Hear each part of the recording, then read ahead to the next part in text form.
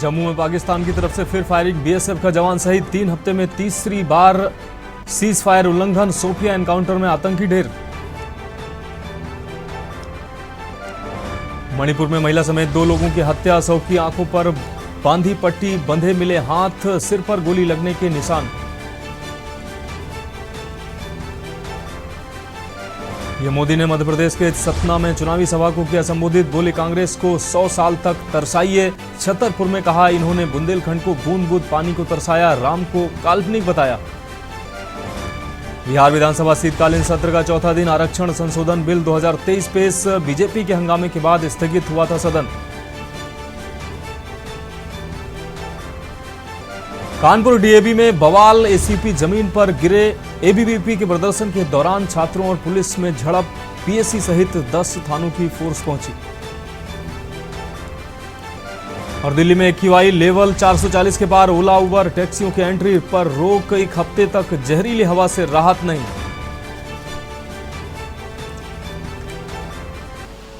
आप देख रहे हैं के न्यूज, खबरों का सारथी। नमस्कार, देश की बात में आपका स्वागत है। मैं हूं मनोज मानस। रुक करेंगे खबरों का। खबर दिल्ली से है। स्कूलों में सर्दियों की छुट्टियां आज से घोषित कर दी गई हैं। आपको बता दें, सरकार कृत्रिम बारिश करने पर विचार कर रही है। सरकार सुप्रीम कोर्ट के सामने रखेगी यह प्लान। आपको बता दें, दिसंबर की शीतकालीन छुट्टियों में फेरबदल किया गया है। अब 9 से 18 नवंबर तक शीतकालीन अवकाश। दिल्ली शिक्षा निदेशालय ने सर्कुलर में यह जानकारी दी है कि 9 नवंबर से 18 नवंबर तक अब शीतकालीन अवकाश रखा जाएगा। केंद्र से सहयोग का अनुरोध भी दिल्ली सरकार ने किया है। क्लाउड सीडिंग के जरिए कृत्रिम बारिश की भी योजना पर विचार किया जा रहा है। सुप्रीम कोर्ट से इसकी मांग की जाएगी। सरकार कृत्रिम बारिश करने पर विचार कर रही है। इस वक्त ये अहम खबर दिल्ली से आपको दिखा रहे हैं। सरकार सुप्रीम कोर्ट के सामने ये प्लान रखेगी। दिसंबर की शीतकालीन छुट्टियों में फेरबदल किया गया है। अब ये छुट्टियां 9 नवंबर से 18 नवंबर तक रहेंगी। तो दिल्ली से इस वक्त की अहम खबर आपको दिखा रहे हैं। दिल्ली शिक्षा निदेशालय में सर्कुलर में जानकारी दी गई है। केंद्र से सहयोग का भी अनुरोध दिल्ली सरकार ने किया है। इस वक्त ये अहम खबर दिल्ली से आपको दिखा रहे हैं। बढ़ते प्रदूषण को लेकर हर तरफ अफरा तफरी मची हुई है। क्लाउड सीडिंग के जरिए कृत्रिम बारिश कराने की भी बात की जा रही है। स्कूलों में सर्दियों की छुट्टियां आज से घोषित कर दी गई हैं। जो छुट्टियां दिसंबर में घोषित होती थी, लेकिन अब वो नवंबर में ही घोषित करनी पड़ी है। प्रदूषण को देखते हुए सरकार कृत्रिम बारिश कराने पर भी विचार कर रही है। सरकार सुप्रीम कोर्ट के सामने ये प्लान रखेगी। इस वक्त की अहम खबर आपको दिखा रहे हैं। तस्वीरें साफ तौर से आप देख पा रहे हैं। दिन की ये तस्वीरें हैं जिसमें धुंध और प्रदूषण की वजह से हर तरफ धुंध छाया हुआ है। 8 से 9 से 18 नवंबर के बीच स्कूलों की छुट्टियां कर दी गई हैं। केंद्र सरकार से भी सहयोग का अनुरोध किया है दिल्ली सरकार ने। इस वक्त की अहम खबर आपको दिखा रहे हैं। क्लाउड सीडिंग के जरिए कृत्रिम बारिश की भी योजना बनाई जा रही है, क्योंकि बारिश से प्रदूषण में कमी लाई जा सकेगी। कुलदीप भरत हमारे संवाददाता दिल्ली से ज्यादा जानकारी के लिए हमारे साथ जुड़ गए हैं। कुलदीप, अगर बात की जाए, प्रदूषण का लेवल दिल्ली में खतरनाक स्तर पर पहुंच चुका है। दिल्ली सरकार भी तमाम कदम उठा रही है। ऐसे में कृत्रिम बारिश की भी योजना पर काम हो रहा है। क्या अहम अपडेट है? देखिए, प्रदूषण की मार पूरी दिल्ली में जो वायु प्रदूषण को ध्यान में रखते हुए सभी स्कूलों को जो दिसंबर की शीतकालीन की जो छुट्टियां पड़ती है उसको स्कूल बंद ना करके जो 3-4 दिन का बार बार गैप देके स्कूल बंद कर रहे थे, जिससे पर पढ़ाई का बच्चों पर असर पड़ रहा था, क्योंकि कुछ टाइम बाद 10वीं और 12th के बोर्ड एग्जाम है। इसलिए उन छुट्टियों को जो जनवरी में छुट्टी दी जानी थी उनको फिर बदल करके कल 9 से 18 दिसंबर की छुट्टी कर दिया। वहीं कल जब दिल्ली सरकार ने जो वायु प्रदूषण से निपटने के लिए कल एक मीटिंग करी थी, जिसके अंदर गोपाल राय, राजस्व मंत्री और आतिशी, जिसमें अन्य अधिकारियों को बुधवार को आईआईटी कानपुर के विशेषज्ञों के साथ बैठक की थी, जिसके अंदर उन्होंने दिवाली के बाद 20 से 21 नवंबर को आसपास क्लाउड सीडिंग के जरिए कृत्रिम बारिश की योजना बना रहे थे। और सरकार इस जल्दी सुप्रीम कोर्ट के सामने प्लान रखेगी और इसमें केंद्र सरकार का सहयोग दिलाने का अनुरोध करेगी कोर्ट से। और जिसके बाद कल एलजी ने भी जो बैठक करी थी, जिसमें उन्होंने क्लाउड सीडिंग की संभावना पर चर्चा करने के लिए सीआईआई और आईआईटी कानपुर के एक प्रतिनिधि मंडल से मुलाकात की। एलजी ने कहा कि जो प्रौद्योगिकी की जो प्रभावशीलता के बारे में पूछताछ की, उन्होंने एक ठोस प्रस्ताव प्रस्तुत करने के लिए कहा गया और आने वाले कुछ 3-4 दिन के बाद अगर ये प्रस्ताव पास हो जाता है, दिल्ली के अंदर एक कृत्रिम बारिश की जाएगी, जिसमें कि पायलट प्रोजेक्ट पहला अपना ऐसा पायलट प्रोजेक्ट होगा दिल्ली का, जिसके अंदर ये बारिश की जाएगी। क्योंकि बारिश की संभावना जो मौसम विभाग के अनुसार अभी 10 दिन तक बरसात की संभावना नहीं है। और ऐसे में दिल्ली का, जब पूरी दुनिया के अंदर दिल्ली इस समय प्रदूषण की जो है नंबर 1 के ऊपर है प्रदूषण को लेकर, और उसी को देखते हुए सरकार नए नए कदम उठा रही है और लगातार मीटिंग करी है, नई नई योजना बनी है। कल ही जब सुप्रीम कोर्ट ने भी सख्त टिप्पणी करी थी दिल्ली सरकार और केंद्र सरकार के ऊपर की दिल्ली के अंदर पंजाब और हरियाणा में पराली जलाई जा रही है, पराली को रोके, कहीं ऐसा ना हो, सुप्रीम कोर्ट ने कहा कहीं ऐसा ना हो कि 15 दिन का दिन और हमारा बुलडोजर चलेगा तो 15 दिन तक नहीं रुकेगा, और जिसका खामियाजा राज्य सरकारों को भुगतना पड़ सकता है। जिसके बाद कल ये मीटिंग की गई और जो इस पर कड़ा फैसला लिया, अगर सुप्रीम कोर्ट इससे सहमत हो जाता है तो दिवाली के बाद हमें क्लाउड कृत्रिम की सीडिंग के जरिए कृत्रिम बारिश देखने को मिलेगी, जिससे दिल्ली का प्रदूषण कम करने में सहायता मिलेगी। जी हाँ कुलदीप, एक और अहम सवाल यह है कि सुप्रीम कोर्ट की सख्त टिप्पणी तो आई ही है, निश्चित रूप से ये गंभीर मामला है। मौसम विभाग कह रहा है कि एक हफ्ते अभी इस प्रदूषण से कोई निजात नहीं मिल पाएगा, और सरकार जो है बैठकें लगातार बैठकों का दौर चल रहा है, अभी तक इस पर कोई जमीनी तैयारी समझ में नहीं आई है, कोई जमीन पर उतर कर कुछ चीजें सामने नहीं आई हैं जिससे कि ये अंदाजा लगाया जा सके, ये जनता के में ये महसूस हो सके, जनता ये महसूस कर सके कि प्रदूषण को कम करने के लिए सरकार कुछ कर रही है। अभी तक सिर्फ बैठकों का ही दौर जारी है।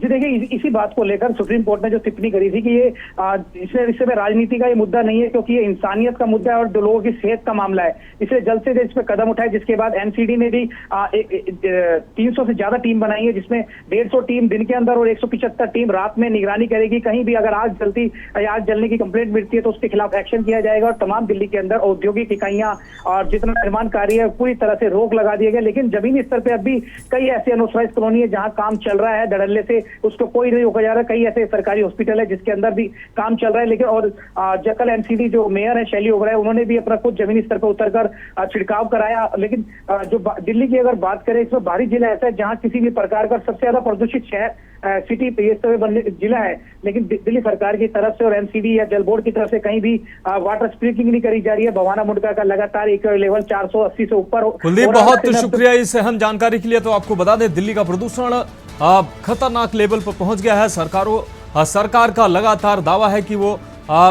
इस पर काम कर रही है, लेकिन दिल्ली का प्रदूषण कम होने का नाम नहीं ले रहा है। अभी तक सरकार की तरफ से कोई ठोस कदम नहीं उठाए गए हैं, हालांकि बैठकों का दौर लगातार जारी है।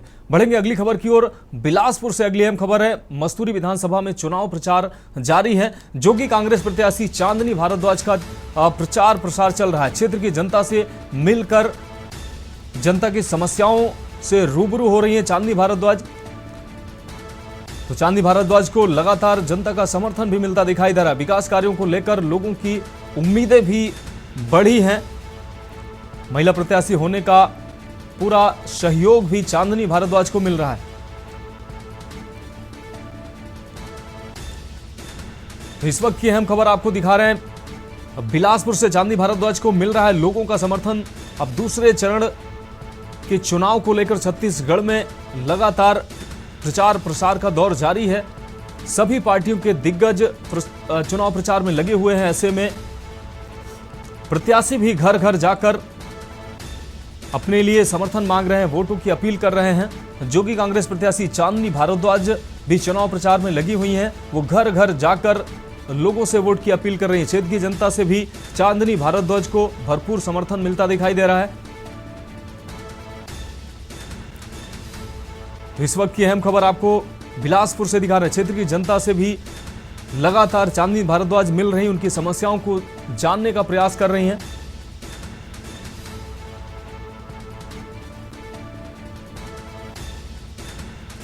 विकास कार्यों को लेकर लोगों की भी उम्मीदें बढ़ी हैं। चांदनी भारद्वाज से लोगों को उम्मीदें हैं और इन्हीं उम्मीदों को लेकर जनता का समर्थन भी चांदनी भारद्वाज को मिलता दिखाई दे रहा है। इस वक्त की अहम खबर आपको बिलासपुर से दिखा रहे हैं। मस्तूरी विधानसभा में चांदनी भारद्वाज का चुनाव प्रसार जोरों पर चल रहा है। घर घर जाकर चुनावी प्रचार में चांदनी भारद्वाज लगी हुई हैं। रुक रही है अगली अहम खबर का। बेमेतरा से अगली अहम खबर है। कांग्रेस प्रत्याशी के काफिले पर हमला हुआ है। आपको बता दें, गुरु रुद्र कुमार के काफिले पर जानलेवा हमला हुआ है। नवागढ़ नवागढ़ ब्लॉक के ग्राम झाल में हुआ है हमला। अज्ञात लोगों द्वारा किया गया है गाड़ी पर पथराव। घटना के बाद नाराज सैकड़ों समर्थक पहुंचे नवागढ़ थाना। इस वक्त की अहम खबर आपको दिखा रहे हैं। अज्ञात आरोपी पर कड़ी कार्रवाई की मांग की है। नवागढ़ ब्लॉक के ग्राम झाल में यह हमला हुआ है। इस वक्त की अहम खबर आपको दिखा रहा है। अज्ञात लोगों द्वारा गाड़ी पर हमला किया गया है। घटना के बाद नाराज सैकड़ों समर्थक पहुंचे नवागढ़ थाना और अज्ञात आरोपियों पर कार्रवाई की मांग की है। तो बेमेतरा से इस वक्त की अहम खबर आपको दिखा रहे हैं। कांग्रेस प्रत्याशी के काफिले पर हमला हुआ है। गुरु रुद्र कुमार के काफिले पर जानलेवा हमला हुआ है, जिससे उनके समर्थकों में काफी आक्रोश देखने को मिल रहा है। नवागढ़ ब्लॉक के ग्राम झाल में यह हमला हुआ है, जिसके बाद नाराज समर्थक थाने पहुंचे हैं और अज्ञात लोगों पर मामला दर्ज कर कड़ी कार्रवाई की मांग भी की गई है। तो इस वक्त की अहम खबर बेमेतरा से आपको दिखा रहे हैं। अज्ञात लोगों द्वारा गाड़ी पर पथराव और हमला किया गया है। कांग्रेस प्रत्याशी के काफिले पर हमला हुआ है। घटना के बाद नाराज सैकड़ों समर्थक थाने पहुंचे हैं। अज्ञात आरोपी पर कड़ी कार्रवाई की मांग करते दिखाई दिए हैं समर्थक। इस वक्त की अहम खबर आपको बेमेतरा से दिखा रहे हैं। कांग्रेस प्रत्याशी के काफिले पर हमला हुआ है। गुरु रुद्र कुमार के काफिले पर हमला हुआ है। ये कांग्रेस प्रत्याशी हैं। सैकड़ों समर्थकों के साथ थाने में पहुंचे इनके समर्थक। उन्होंने अज्ञात हमलावरों पर कड़ी कार्रवाई की बात कही है।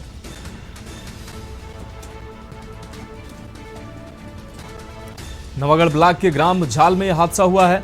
आपको बता दें, सैकड़ों समर्थक प्रत्याशी के सैकड़ों समर्थक थाने पहुंचे हैं और अज्ञात हमलावर के खिलाफ कार्रवाई की मांग भी की है।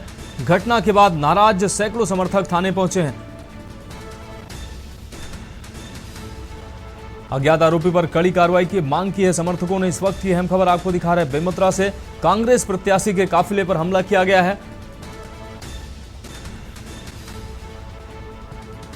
गुरु रुद्र कुमार जो कि कांग्रेस के प्रत्याशी हैं, इनके काफिले पर हमला किया है। अज्ञात लोगों ने हमला किया है। नवागढ़ ब्लॉक के ग्राम झाल में यह हमला हुआ है। इस वक्त की अहम खबर आपको बेमेतरा से दिखा रहे हैं। अज्ञात लोगों द्वारा ये गाड़ी पर पथराव और हमला किया गया है।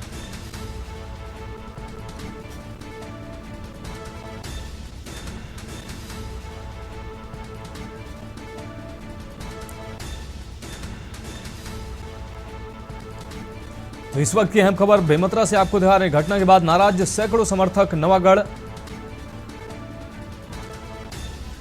और बेमेतरा से हमारे संवाददाता रज्जू हमारे साथ जुड़ गए हैं। रज्जू, अगर बात की जाए कांग्रेस पार्टी के प्रत्याशी के ऊपर जानलेवा हमला हुआ है, क्या कुछ अहम अपडेट है? जी हाँ, आपको बता दें कि गुरु रुद्र कुमार प्रचार के दौरान वो रात 9:45 में अपने काफिले के साथ निवासी स्थल जा रहे थे नवागढ़। उसी दरमियान अज्ञात तत्वों के द्वारा पत्थरबाजी की गई, जिससे गुरु जो कांग्रेस प्रत्याशी हैं उनको बाएं जो कंधे पे चोट आई हुई है जी, जिससे उनके कार्यकर्ता जो है काफी नाराज हैं और थाने में जाकर के प्रदर्शन भी किए। और अभी गुरु रुद्र कुमार कांग्रेस प्रत्याशी को जिला चिकित्सालय लाया गया था, यहाँ उनका एमएलसी किया गया है। हाँ रज्जू, प्रत्याशी के समर्थकों द्वारा थाने पहुंचकर थाने का घेराव किया गया है, कार्रवाई की बात कही गई है। अभी तक पुलिस की तरफ से कोई प्रतिक्रिया सामने आई है? जिन अज्ञात लोगों ने यह हमला किया है उन पर किसी तरीके की कार्रवाई या उनको चिन्हित किया गया है? जी, अभी तक किसी प्रकार का कोई चिन्हित नहीं किया गया है। थाना प्रभारी से हमने बात किया तो बोले कि अभी इसमें जांच चल रही है, बताना फिलहाल जल्दबाजी हो जाएगा। हाँ रज्जू, इस अहम जानकारी के लिए आपको बहुत शुक्रिया। तो आपको बेमेतरा से इस वक्त की अहम खबर आपको दिखा रहे हैं। कांग्रेस प्रत्याशी पर जानलेवा हमला हुआ है। अज्ञात लोगों द्वारा गाड़ी पर पथराव किया गया है।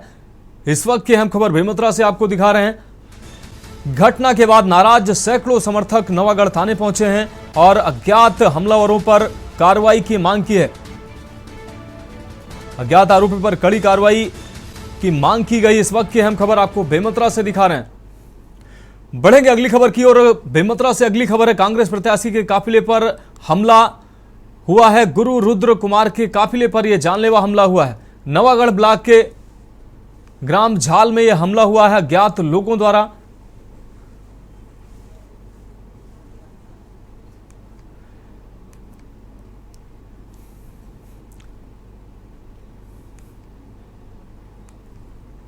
अगली अहम खबर बिलासपुर से है, जहां बिलासपुर में इस बार आप पार्टी यानी कि आम आदमी पार्टी अपना प्रत्याशी चुनावी मैदान में उतार चुकी है। आपको बता दें कि वर्षों से लोगों की निस्वार्थ सेवा कर रही उज्जवल कराड़े को अपना प्रत्याशी बनाया गया है। आम आदमी पार्टी ने अपना प्रत्याशी बनाया है। वहीं आम आदमी पार्टी के प्रत्याशी एक महिला होने के बावजूद वे लगातार दिन रात गली गली घूमकर आम आदमी पार्टी को एक मौका देने की बात कर रही हैं।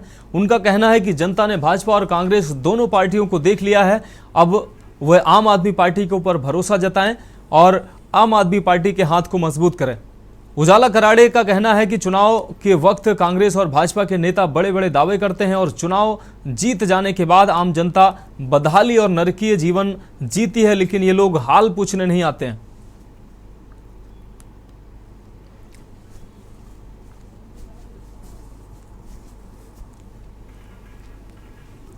बिलासपुर को न तो घोषणाओं की जरूरत है न वादों की जरूरत है। इसमें सिर्फ जरूरत है अगर किसी की, तो वादे पूरे करने वाले और काम करने वाले नेताओं की, विधायकों की जरूरत है। अभी तक हमारी बदकिस्मती है कि न तो हमें ऐसे कोई एमएलए मिला, न ऐसे कोई मंत्री मिले हैं जिन्होंने काम किया हो। 15 साल राज करने के बावजूद वो आके घूम के अपना ही विकास ढूंढ के जाते हैं, तो कोई है जो 5 साल करके चाकू में सिर्फ धार कराते रह गए और चाकू पर बना के रख दिया। तो अब जरूरत है काम की, बदलाव की। अब जरूरत है एक साफ पीने पानी की हमें। अब जरूरत है हमें येलो लाइन पार्किंग की, जरूरत है तालाबों के सौंदर्यीकरण की, न कि उसको पाट के बिल्डिंग बनाने की। अब हमें जरूरत है सारी हमारी गवर्नमेंट स्कूल अच्छी हो जाए। हमारा सिम्स तो छोड़िए, हमारा एक पीएससी सीएससी है, एक ब्लड बैंक तक नहीं खुल पाता है हमारे पीएससी सीएससी में। बढ़ेंगे अगली खबर की ओर। कांग्रेस की राष्ट्रीय महासचिव प्रियंका गांधी बालोद पहुंची हैं, जहां उन्होंने प्रत्याशियों के समर्थन में जनता को संबोधित किया है। आपको बता दें कि कांग्रेस के तीनों विधानसभा के प्रत्याशियों के चुनाव में नई स्फूर्ति और तेजी आई है, जब प्रियंका गांधी ने बालोद की जनता से कहा कि कांग्रेस है तो भरोसा है। साथ ही प्रियंका गांधी ने तीनों कांग्रेस प्रत्याशियों के पक्ष में वोट देने की भी अपील की है। बालोद की जनता से ये अपील की गई है और प्रदेश में फिर से कांग्रेस की सरकार लाने को भी प्रियंका ने अपील की है। प्रियंका गांधी के साथ मंच पर कुंवर सिंह निषाद, संगीता सिन्हा, अनिला भेड़िया तीनों प्रत्याशी अपने समर्थकों के साथ उपस्थित थे।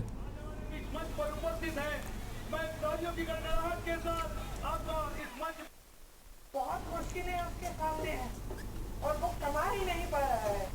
यहाँ क्या किया करोगे तो 5 साल ये जो महंगाई जिसने। रुक करेंगे अगली खबर का। छत्तीसगढ़ के कुरुद विधानसभा क्षेत्र में प्रियंका गांधी चुनावी सभा करने पहुंची। कुरुद के खेल मैदान में प्रियंका गांधी को सुनने बड़ी संख्या में लोग पहुंचे। प्रियंका गांधी ने अपने संबोधन में पहले राज्य की भूपेश बघेल सरकार की योजनाओं का फायदा गिनाया। उसके बाद प्रियंका गांधी ने अडानी का नाम लेते हुए केंद्र सरकार पर जमकर निशाना साधा। प्रियंका ने आरोप लगाया कि केंद्र सरकार ने सरकारी संपत्तियों को अपने दोस्त अडानी को बेच दिया है।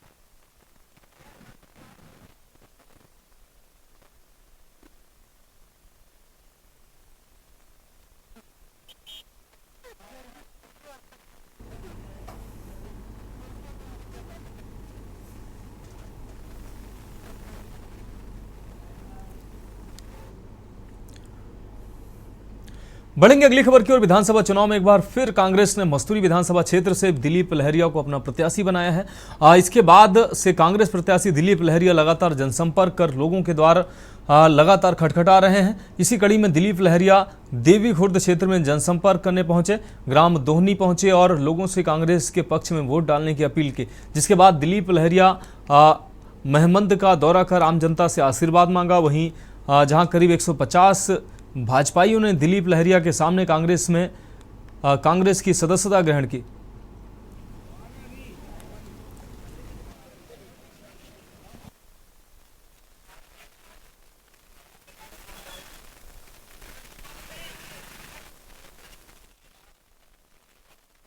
जनसंपर्क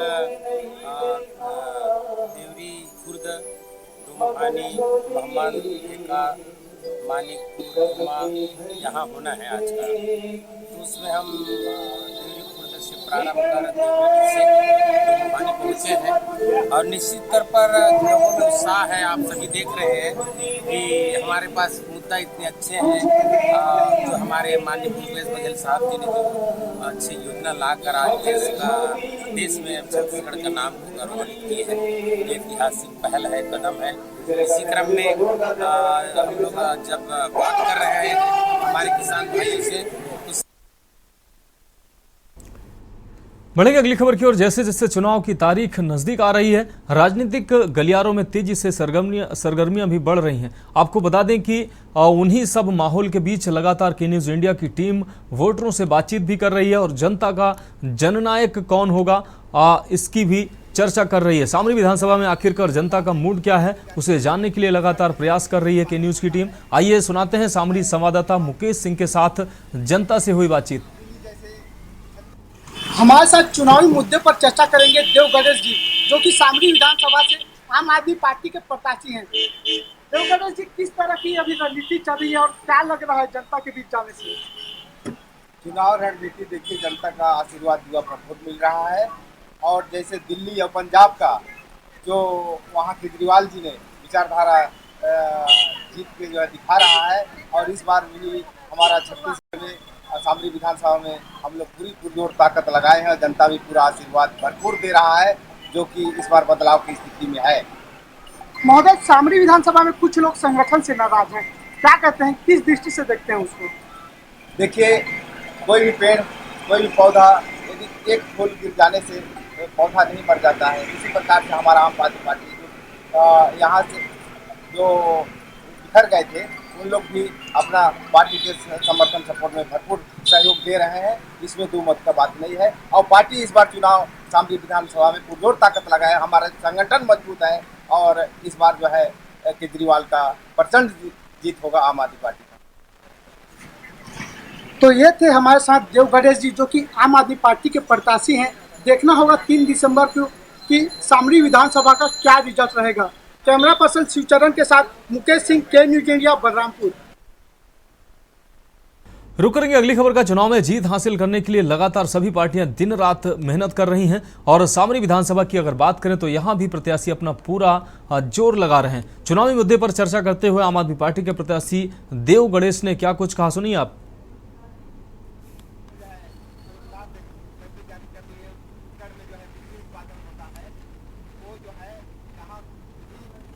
हमारे साथ चुनावी मुद्दे पर चर्चा करेंगे देव गणेश जी, जो कि सामरी विधानसभा से आम आदमी पार्टी के प्रत्याशी हैं। देव गणेश जी, किस तरह की अभी रणनीति चल रही है और क्या लग रहा है जनता के बीच जाने से?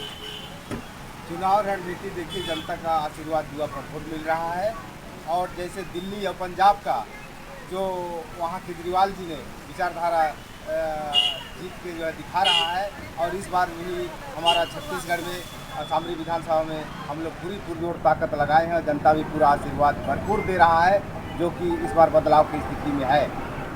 महोदय, सामरी विधानसभा में कुछ लोग संगठन से नाराज हैं, क्या कहते हैं, किस दृष्टि से देखते हैं उसको?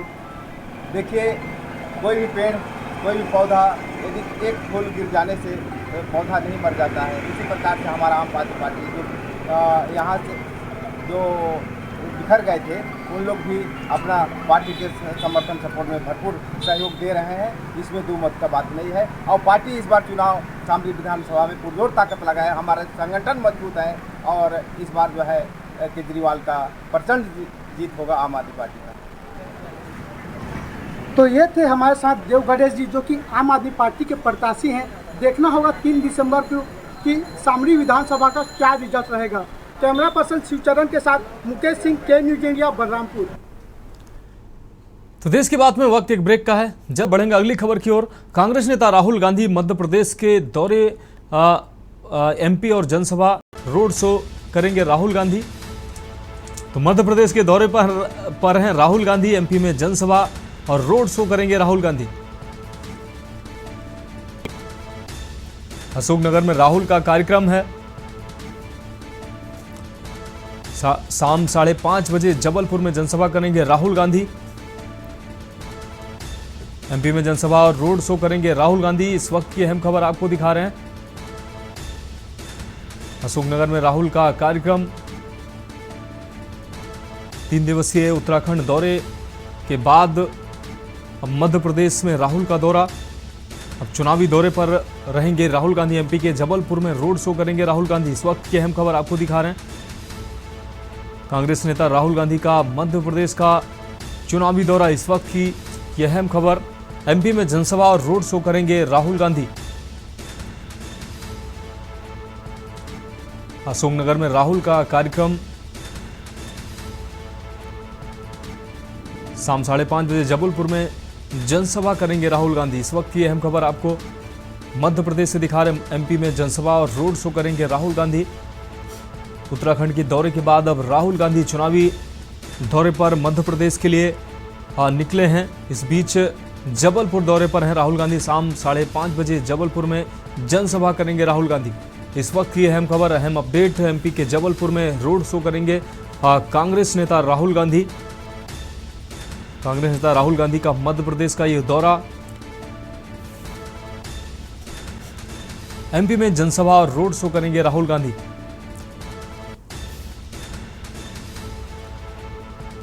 तो जिस तरीके से राहुल गांधी के उत्तराखंड दौरे पर लगातार कयास लगाए जा रहे थे कि चुनावी समय में राहुल गांधी उत्तराखंड घूम रहे हैं, ऐसे में अब उत्तराखंड दौरे से वापस आकर चुनावी दौरे पर निकले हैं राहुल गांधी। और जबलपुर में आज उनकी जनसभा है। शाम 5:30 बजे राहुल गांधी की जनसभा जबलपुर में है, अशोकनगर स्थित मैदान में। तो इस वक्त की अहम खबर आपको दिखा रहे हैं। एमपी के जबलपुर में रोड शो करेंगे राहुल गांधी। अब चुनावी दौरे पर निकले हैं राहुल गांधी। कांग्रेस नेता राहुल गांधी का आज मध्य प्रदेश का दौरा। जबलपुर के अशोकनगर में राहुल गांधी रोड शो और जनसभा करेंगे।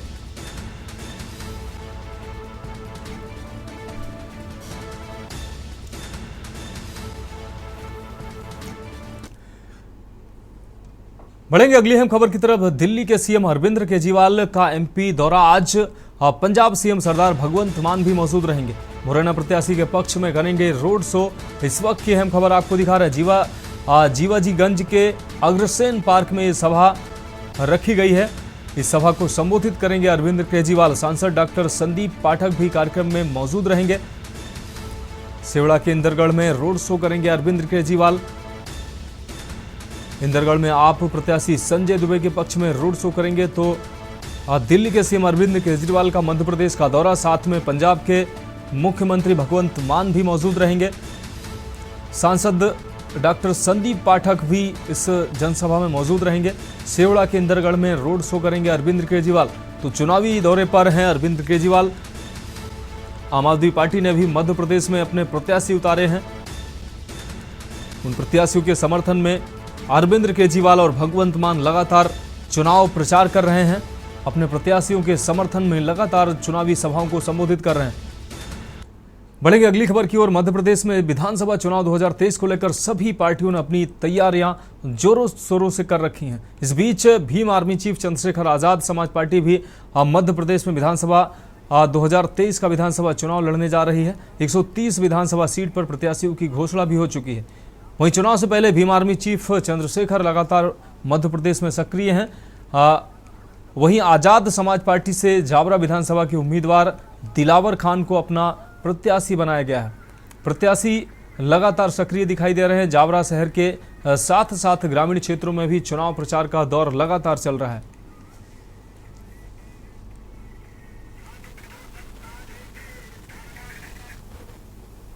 मैं जहाँ भी जा रहा हूँ मेरे को अच्छा रिस्पांस मिल रहा है, जनता का आशीर्वाद मिल रहा है, क्योंकि भाई चंद्रशेखर आजाद ने अपने खून पसीने से इस भीम आर्मी को लगातार 8 वर्षों से खड़ा किया मेहनत करके। और भाई चंद्रशेखर आजाद ने और इतने भी हमारे राष्ट्रीय नेता जो हैं उनने मिलकर ये भीम आर्मी ने बेटे को जन्म दिया आजाद समाज पार्टी के रूप में। वो इसलिए कि हम ही में से लोग जीतकर विधानसभा में जाए, संसद में जाए, तो हमारे दबे कुचले पीड़ित शोषित और दलितों की, मुस्लिमों की और जितने भी सर्व समाज के जितने दबे कुचले लोग हैं उनकी आवाज विधानसभा और संसद में हम उठा सकें। रुक करेंगे अगली खबर का। इंदौर के संयोगितागंज थाना चित्र डबल मर्डर से सनसनी फैल गई है। पुलिस ने मकान से एक युवक व एक युवती का 2 दिन पुराने शव को बरामद किया है। मौके पर एफएसएल की टीम भी जांच करने पहुंची है। पुलिस के मुताबिक प्रथम दृष्टया हत्या का मामला प्रकाश में आया है। वहीं पूरे मामले में पुलिस परिजनों के बयान ले रही है।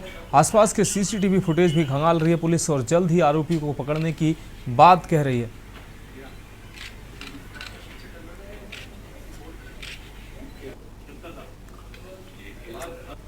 आना जाना था और ज्यादातर समय घटना को कितने घंटे हुआ था? अभी जो हमारी एफएसएल जो टीम है उसके द्वारा बताया जा रहा है कि लगभग 2 दिन पुरानी है। बाकी हमारे पास जो एविडेंस मिल रहे हैं उससे भी लगभग क्लियर हो रहा है कि लगभग 2 दिन पुरानी घटना है। सर 2 दिन से कोई परिवार में और उनका कॉलिंग करना, कोई आना, इस तरह का कुछ नहीं? बिल्कुल कॉलिंग की गई है और उसके पश्चात ही उनके रिश्तेदार आए हैं कि रिसीव नहीं हो रहा है और उन्हीं के द्वारा सूचना भी दी गई। मतलब कॉन्टेक्ट में थे और अक्सर आते जाते अभी। बढ़ेंगे अगली खबर की ओर। साइबर सिटी गुरुग्राम के सिग्नेचर टावर पर उस समय हड़कंप मच गया जब दिल्ली से जयपुर के लिए जा रही बस में आग लग गई। देखते ही देखते आग ने भयानक रूप धारण कर लिया और पूरी बस को अपनी चपेट में ले लिया। और जिस समय बस में आग लगी उस समय बस में सवारियां भी मौजूद थीं। बस में सवार 2 लोगों की जलने से मौत भी हो गई और कई सवारियों की हालत नाजुक बनी हुई है। आग की सूचना मिलते ही फायर ब्रिगेड और आपदा प्रबंधन की टीम मौके पर पहुंची और राहत बचाव कार्य में जुट गई। आपको बता दें, फायर ब्रिगेड और आपदा प्रबंधन टीम ने रेस्क्यू कर बस में फंसे लोगों को निकालने के बाद नजदीक के हॉस्पिटल में भर्ती कराया। वहीं बस में आग लगने से दिल्ली जयपुर हाईवे पर लंबा जाम लग गया। पुलिस को स्थिति संभालने में कड़ी मशक्कत करनी पड़ी।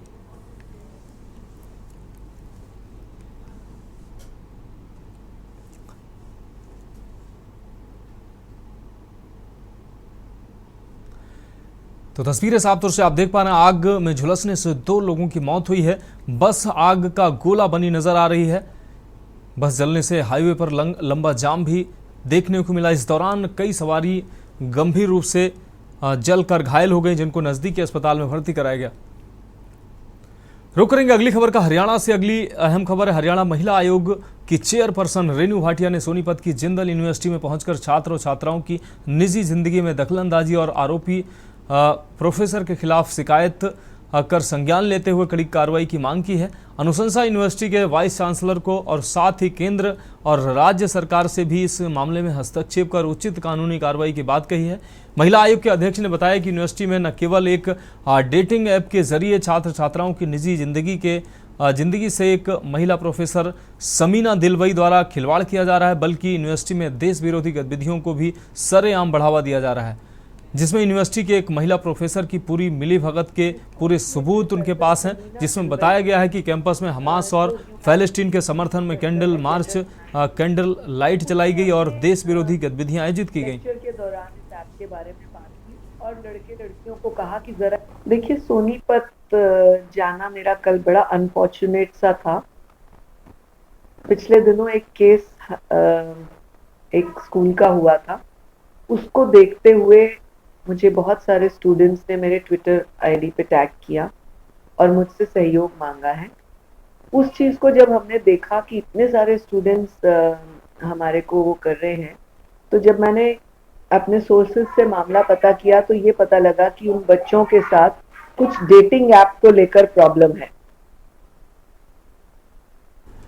रुक करेंगे अगली खबर का। औरंगाबाद में देर शाम एसपी वरुण में आपको बता दें, वारुण में बालू घाटों का निरीक्षण करने पहुंचे। अवैध बालू खनन, परिवहन व अवैध शराब निर्माण को लेकर विभिन्न जगहों पर एसपी स्वप्ना मेश्राम के नेतृत्व में अभियान चलाया गया, जिस दौरान एसडीओ विजयंत, डीपीओ अमानुल्ला खान, प्रशिक्षु पुलिस उपाधीक्षक रेणु कुमारी सहित अन्य दल बल शामिल थे। जिस दौरान वारुण थाना क्षेत्र के बाबा घाट व बडेम थाना क्षेत्र के विभिन्न घाटों का निरीक्षण किया गया। देर शाम तक एसपी व एसडीपीओ अन्य अधिकारियों ने निरीक्षण किया।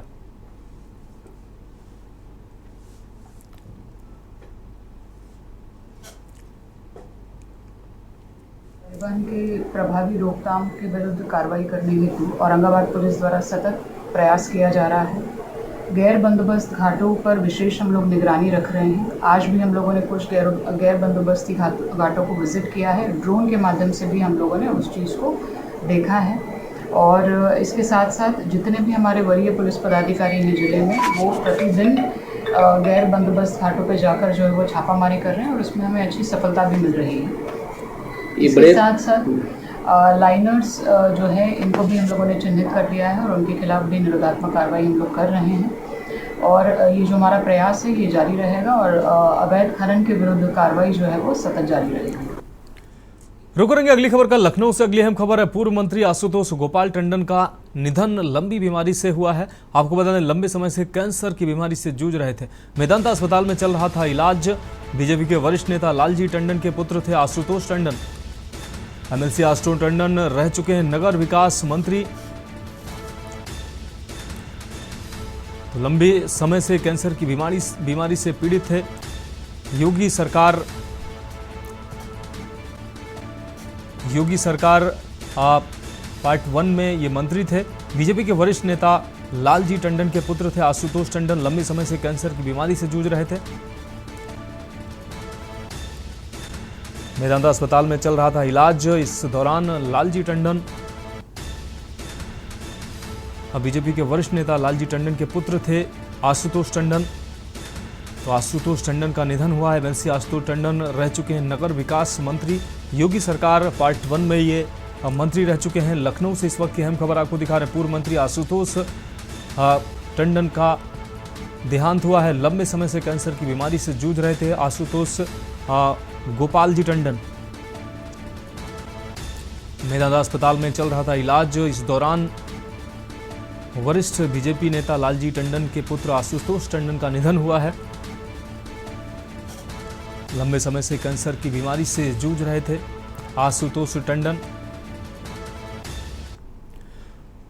देश की बात में बढ़ेंगे अगली खबर की ओर। लखनऊ से अगली खबर है। सपा अध्यक्ष अखिलेश यादव ने एक्स पर पोस्ट किया है। आशुतोष टंडन की निधन पर यह पोस्ट सामने आया है। निधन की खबर अत्यंत दुखद है, ईश्वर उनकी आत्मा को शांति दे, अखिलेश यादव ने यह ट्वीट किया है। शोक संतप्त परिजनों के प्रति गहरी संवेदनाएं भी व्यक्त की हैं। तो सपा सुप्रीमो अखिलेश यादव ने आशुतोष टंडन के निधन पर एक्स पर ट्वीट करते हुए उनको श्रद्धांजलि दी है। ईश्वर उनकी आत्मा को शांति दे, अखिलेश यादव ने ट्वीट करते हुए उनको शोक संवेदना व्यक्त की है। शोक संतृप्त परिजनों के प्रति गहरी संवेदनाएं भी व्यक्त की हैं। तो सपा अध्यक्ष अखिलेश यादव ने एक्स पर पोस्ट किया है। पोस्ट के माध्यम से आशुतोष टंडन के निधन पर शोक व्यक्त किया है। आशुतोष टंडन जी का निधन अत्यंत दुखद है, उनके परिवार के प्रति संवेदना भी व्यक्त की है। ईश्वर उनकी आत्मा को शांति दे, अखिलेश यादव ने एक्स के जरिए पोस्ट कर उनको श्रद्धांजलि दी है। शोक संतृप्त परिजनों के प्रति गहरी संवेदना भी व्यक्त की है।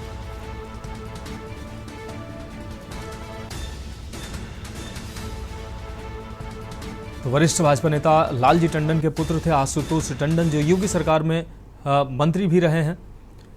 बढ़ेंगे अगली खबर की ओर। लखीमपुर खीरी से अगली खबर है। जिले में नहीं थम रहे हैं सड़क हादसे। आपको बता दें तेज रफ्तार कार अनियंत्रित होकर तालाब में गिरी है। हादसे में कार चालक की मौके पर ही दर्दनाक मौत हुई है। पुलिस ने शव को पोस्टमार्टम के लिए भेजा है। लखीमपुर खीरी से इस वक्त की अहम खबर आपको दिखा रहे। घना कोहरा और खराब सड़क बनी है हादसे का कारण। धौरहरा कोतवाली क्षेत्र के सरसवा गांव के पास का यह मामला बताया जा रहा है। तो लखीमपुर खीरी से इस वक्त की अहम खबर आपको दिखा रहे हैं। हादसे में कार चालक की मौके पर ही मौत हुई है। इस वक्त की अहम खबर। पुलिस ने शव को पोस्टमार्टम के लिए भेजा है। खराब सड़क और खराब मौसम हादसे का कारण बना है। घना कोहरा और खराब सड़क हादसे की वजह बनी है। इस वक्त की अहम खबर आपको।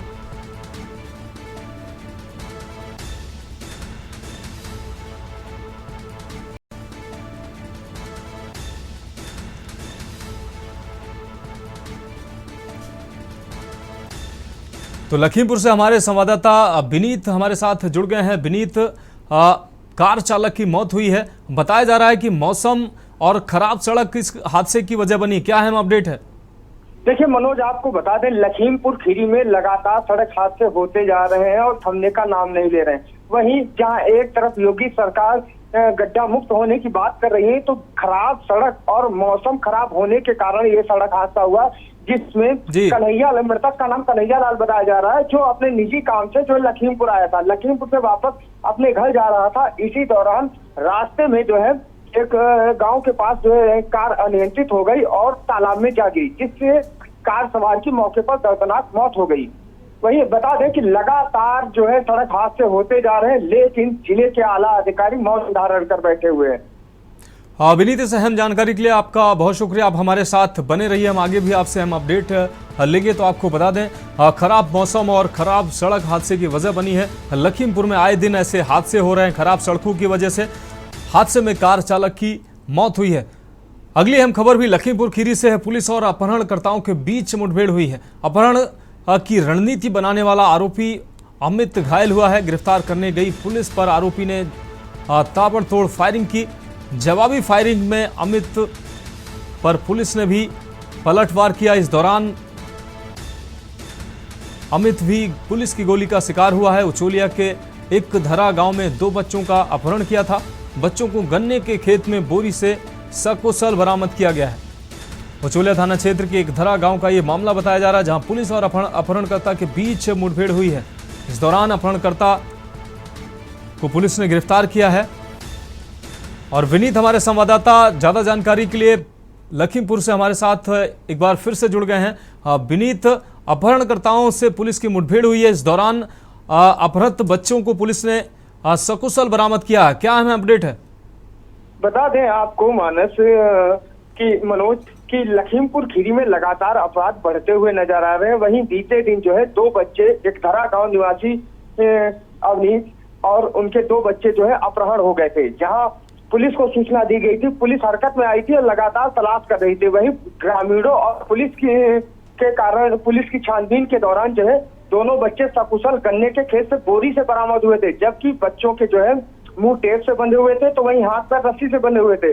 वहीं पुलिस लगातार आरोपी की तलाश में थी, जहां आज सुबह सुनौरिया तिराहे के पास पुलिस और अपहरणकर्ता के बीच में मुठभेड़ हो गई।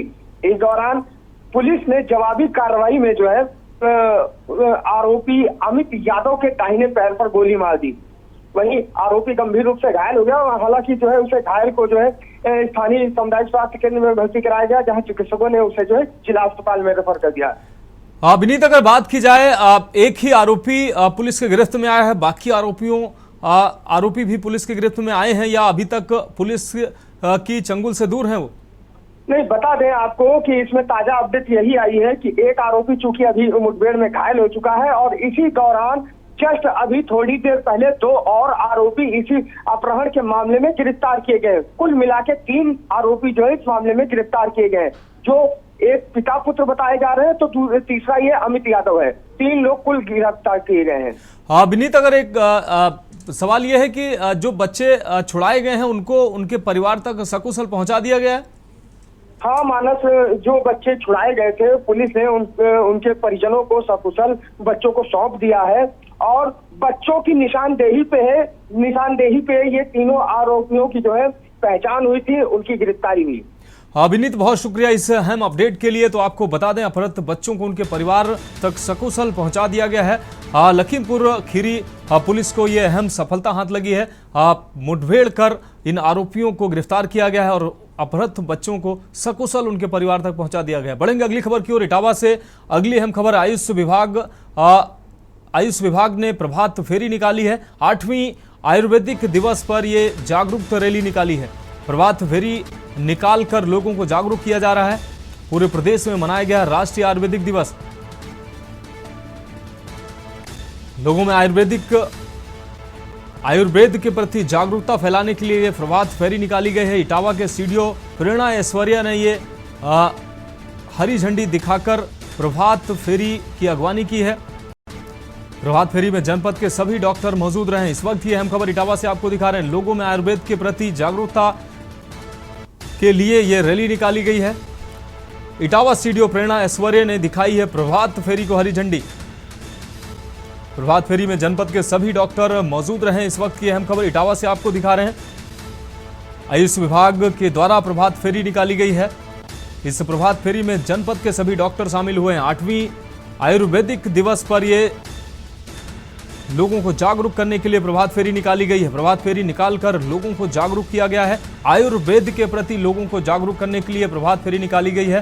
पूरे देश में 8वां आयुर्वेद दिवस मनाया गया। इसके उपलक्ष्य में यह प्रभात फेरी निकाली गई है। पूरे देश में मनाया गया है राष्ट्रीय आयुर्वेद दिवस।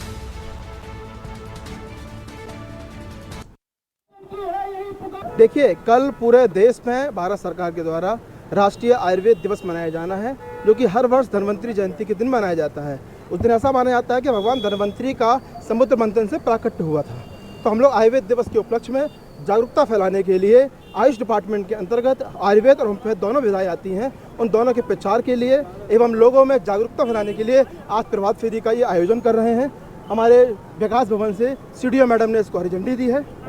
इस कार्यक्रम में हमारे नीमा गैस संस्थाओं में नीमा और आयुर्वेद महासम्मेलन के अध्यक्ष भी उपस्थित हैं। के उपलक्ष्य में कल भगवान धन्वंतरी की उत्पत्ति दिवस के रूप में ये दिवस मनाया जाता है। प्रमोद दीक्षित इटावा से हमारे संवाददाता हमारे साथ जुड़ गए हैं।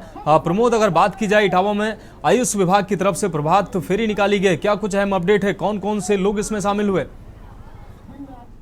जिस तरीके से हर वर्ष की भांति धन्वंतरी जयंती के एक दिवस के पहले ही यहाँ पर इटावा के अंदर आयुर्वेदिक जो दिवस मनाया जाता है, जिसके चलते इटावा के आज CDO ने शुरुआत रैली को हरी झंडी दिखा करके यहाँ से रवाना किया था, जो कि प्रतिष्ठित चौराहों पर होते होते थाना कोतवाली चौराहा पर समापन किया गया। जबकि इनका साफ तौर पर कहना है, जिस तरीके से आयुर्वेदिक के जागरूक अभियान को लेकर के हम जगह जगह जाकर के उससे प्रचार प्रसार करेंगे, जिससे कि आम जनता को इससे राहत मिले। और उनका साफ तौर पर कहना है कि जिस धन्वंतरी जो भगवान जयंती की जो होती है, और देश के प्रधानमंत्री के द्वारा भी हम लोगों के लिए काफी राहत पहुंचाने का काम किया गया है। जी हाँ प्रमोद, इस अहम जानकारी के लिए आपका बहुत शुक्रिया। तो भगवान धन्वंतरी की उत्पत्ति दिवस के रूप में आयुर्वेद दिवस मनाया जाता है। ऐसे में इटावा में आयुर्वेद दिवस की तैयारियों को लेकर प्रभात फेरी निकाली गई, लोगों को जागरूक किया गया है। और कल धनतेरस है, भगवान धन्वंतरी की इस दिन पूजा होती है और आयुष विभाग समेत सभी आयुर्वेदिक विभाग के लोग भगवान धन्वंतरी की उत्पत्ति दिवस के रूप में इस दिवस को मनाते हैं और भगवान धन्वंतरी की पूजा भी करते हैं। बढ़ेंगे अगली खबर की ओर। गोंडा से अगली खबर है। गोंडा में भीषण सड़क हादसा सामने आया है। बाइक सवार को अज्ञात ट्रक ने रौंदा है। मौके पर बाइक सवार की मौत हुई है। नगर कोतवाली क्षेत्र के मनकापुर में यह हादसा हुआ। इस वक्त की अहम खबर गोंडा से आपको दिखा रहे हैं। बाइक सवार को अज्ञात ट्रक ने रौंदा है। मौके पर बाइक सवार की मौत हुई है। इस वक्त की अहम खबर आपको दिखा रहे हैं। गोंडा से यह अहम खबर आपको दिखा रहे हैं। नगर कोतवाली क्षेत्र के मनकापुर में यह हादसा हुआ है। अज्ञात बाइक सवार को अज्ञात ट्रक ने रौंदा है, जिससे मौके पर ही बाइक सवार की मौत हुई है। तो गोंडा से इस वक्त की अहम खबर, बाइक सवार को अज्ञात ट्रक ने रौंदा है, जिससे मौके पर ही बाइक चालक की दर्दनाक मौत हुई है। नगर कोतवाली क्षेत्र के मनकापुर में हादसा हुआ है। इस वक्त की अहम खबर गोंडा से आपको दिखा रहे हैं। पुलिस ने मौके पर पहुंचकर शव को कब्जे में लिया है। गोंडा में भीषण हादसा सामने आया है। बाइक सवार को अज्ञात ट्रक ने रौंदा है। इस दौरान घटना में बाइक सवार की मौत हुई है। और मोहसिन खान हमारे संवाददाता गोंडा से हमारे साथ जुड़ गए हैं। मोहसिन, हमारे ब्यूरो चीफ मोहसिन खान गोंडा से हमारे साथ जुड़ गए हैं। मोहसिन, ट्रक हादसा ये हुआ है जिसमें बाइक सवार की दर्दनाक मौत हुई है। कैसे ये हादसा हुआ, क्या कुछ अहम अपडेट है? ये बताना चाहेंगे, पूरा मामला नगर कोतवाली के अंतर्गत मनकापुर बस स्टॉप का है, जो कि बाइक सवार व्यक्ति जो उधर से मनकापुर बस अड्डा होते हुए गोंडा की तरफ आ रहा था, उसने ट्रक हादसे में एक ट्रक वाले ने उसको पीछे से रौंदा और रौंदते ही चढ़ाकर उसके ऊपर चला गया, जिसकी दर्दनाक रास्ते में मौत हो गई। अब मौके पर जांच करने के लिए वहां पे पुलिस पहुंची, तब तक बॉडी को लेकर पंचनामा के लिए भेजा और मौके पे ट्रक की जांच करके कर रही थी। मोहसिन, आपका बहुत शुक्रिया इस अहम अपडेट के लिए। तो हमारे ब्यूरो चीफ मोहसिन हमारे साथ गोंडा से जुड़े हुए थे, जिन्होंने अहम अपडेट दी है। तो तो इस वक्त की अहम खबर आपको गोंडा से दिखा रहे थे। गोंडा में भीषण सड़क हादसा हुआ है जिसमें बाइक चालक की मौके पर ही दर्दनाक मौत हुई है। बढ़ेंगे अगली खबर की ओर। फर्रुखाबाद से अगली अहम खबर है। फर्रुखाबाद के जिला औषधि निरीक्षक रजत कुमार पांडे द्वारा भारत सरकार की योजना एक युद्ध नशे के विरुद्ध के अंतर्गत फर्रुखाबाद के आवास विकास स्थित जिला अस्पताल डॉक्टर राम मनोहर लोहिया अस्पताल के अंदर एक युद्ध नशे के विरुद्ध अस्पताल के प्रभारी सीएमएस की मौजूदगी में पोस्टर लगाया गया। जिला औषधि निरीक्षक द्वारा बताया गया कि नशे के रूप में हो रही नारकोटिक्स श्रेणी की औषधियां को रोकने के दृष्टिगत लोगों को जागरूक करने हेतु पोस्टर लगाया जा रहा है। साथ ही मेडिकल व्यापारीगण एवं व्यापार मंडल के अध्यक्ष के साथ संगोष्ठी कर सभी मेडिकल स्टोर्स पर नारकोटिक्स युक्त श्रेणी की औषधियों के विक्रय पर रोक एवं डॉक्टर के परामर्श पर ही औषधीय वितरण किया जाए, ऐसे निर्देश दिए गए हैं। किसी भी प्रकार से नशेड़ी व्यक्तियों को एनआरएक्स श्रेणी की दवाइयां विक्रय न की जाएं, अन्यथा की दशा में विधिक कार्रवाई की जाएगी। साथ ही औषधि आवास निरीक्षक रजत कुमार पांडे के नेतृत्व में भारी संख्या में मेडिकल स्टोर संचालकों द्वारा आवास विकास स्थित लीला मेडिकल स्टोर से जिला अस्पताल तक पदयात्रा निकालते हुए जीवन को हाँ कहें नशे को ना कहें का जोरदार नारा लगाते हुए पदयात्रा कर लोगों को जागरूक किया गया।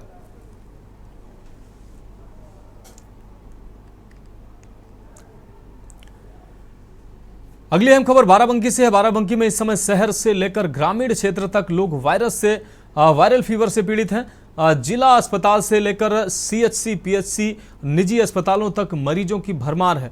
जिले में अब तक डेंगू से कई लोगों की जान भी जा चुकी है। ऐसे में डेंगू से बचाव को लेकर टिकैत नगर कस्बे में जन सहयोग कल्याण सेवा समिति के लोग सामने आए हैं। उन्होंने पूरे कस्बे में दवा का छिड़काव कराया और जागरूकता अभियान भी चलाकर लोगों को जागरूक किया है। सेवा समिति के लोगों का कहना था कि इससे डेंगू और वायरल फीवर से बचा जा सकता है।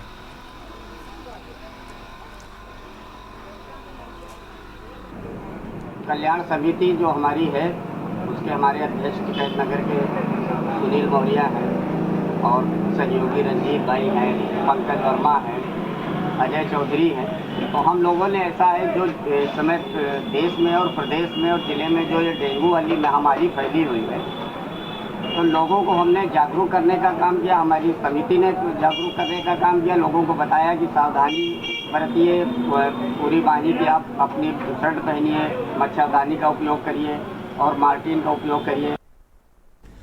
बढ़ेंगे अगली खबर की ओर। देहरादून से अगली अहम खबर है। पुलिस को चकमा देकर करोड़ों रुपए की लूट की गई है। राजपुर रोड पर रिलायंस ज्वेलर्स में बदमाशों ने लूट की घटना को अंजाम दिया है।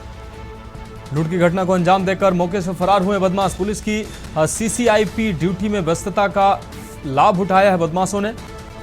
पुलिस सीसीटीवी फुटेज खंगालने में जुटी हुई है। इस वक्त की अहम खबर देहरादून से आपको दिखा रहे हैं। करोड़ों रुपए का सामान लूट कर फरार हुए बदमाश। गन पॉइंट पर की गई है लूट। करोड़ों की लूट कर मौके से फरार हुए बदमाश। मौके पर एसपी सिटी सहित भारी पुलिस बल मौके पर पहुंचा है। कोतवाली नगर क्षेत्र का यह मामला बताया जा रहा है। तो देहरादून से इस वक्त की अहम खबर आपको दिखा रहे हैं। गन पॉइंट पर की गई है करोड़ों की लूट। मौके पर एसपी सिटी सहित पुलिस बल मौके पर मौजूद है। इस वक्त की अहम खबर आपको देहरादून से दिखा रहे हैं। पुलिस को चकमा देकर करोड़ों की लूट की घटना को अंजाम दिया गया। देहरादून से यह अहम खबर आपको दिखा रहे हैं।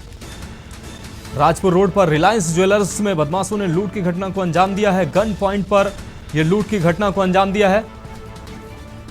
बढ़ेंगे अगली खबर की ओर। देहरादून से अगली अहम खबर है। Pachwa Doon police high alert mode पर है। आपको बता दें रिलायंस ज्वेलर्स में हुई डकैती को लेकर पुलिस अलर्ट मोड पर है। सीमा क्षेत्रों पर बढ़ाई गई है सुरक्षा व्यवस्था। पुलिस लगातार वाहनों की भी चेकिंग कर रही है और हर आने जाने वालों पर पैनी नजर रखी जा रही है। तो पुलिस लगातार वाहनों की चेकिंग भी कर रही है। रिलायंस ज्वेलर्स में हुई डकैती को देखते हुए पुलिस हाई अलर्ट मोड पर है। हर आने जाने वालों पर पैनी नजर रखी जा रही है। Pachwa Doon police high alert mode पर है। देहरादून से यह खबर आपको दिखा रहे हैं। रिलायंस ज्वेलर्स में हुई डकैती को लेकर पुलिस अब अलर्ट मोड पर है। पुलिस को चकमा देकर ये लूट की घटना सामने आई थी। सीमा क्षेत्रों में बढ़ाई गई है सुरक्षा व्यवस्था। तो देश की बात में अभी के लिए मेरे साथ इतना ही। मुझे दीजिए इजाजत और आप देखते रहिए के न्यूज इंडिया।